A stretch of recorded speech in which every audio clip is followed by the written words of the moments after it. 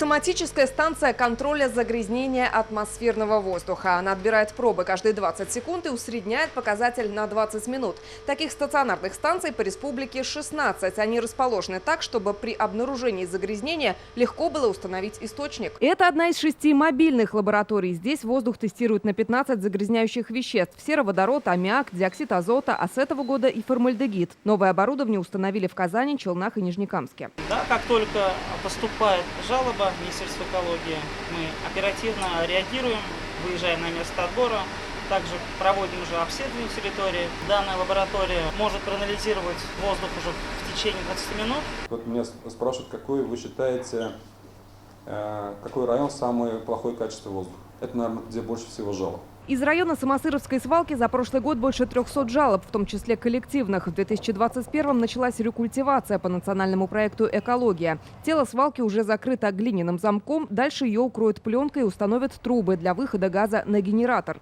Не только там будет рекультивация свалки, как я уже говорил, там будет активная дегазация. Ресурс сегодня свалки Самосыровской 20-25 лет получать электроэнергию. Вот это то, что сегодня негативно влиял на качество атмосферного воздуха для жителей, он будет приносить пользу.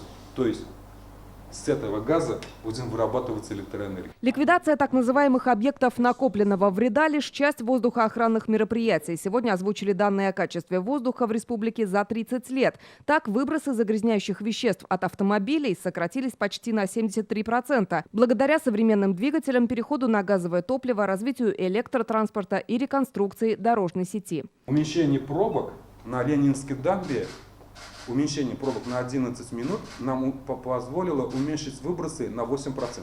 На 44,5% уменьшились за последние 30 лет выбросы от заводов и фабрик за счет модернизации производств, выноса заводов за пределы городов, сокращения использования угля. Только в теплоэнергетике выбросы снизились в 5 раз, в 2 раза в топливной сфере. Сегодня на нее приходится львиная доля промышленных загрязнений – 59%. Это 108 тысяч тонн в год. Нефтяная республика, сегодня мы развиваемся в этом направлении, соответственно, но и объемы тоже увеличиваются. На ключевых нефтехимических предприятиях системно работают над сокращением выбросов, приняты экологические стратегии. В прошлом году в республике по эконарушениям в органы направили 9 материалов. По 4 из них возбуждены уголовные дела. Что это за предприятия, в министерстве не уточнили. Лина Зинатульна, Алмазаединов, ТНВ Казань. Закажи рекламу на ТНВ. Телефон в Казани 5 705 100.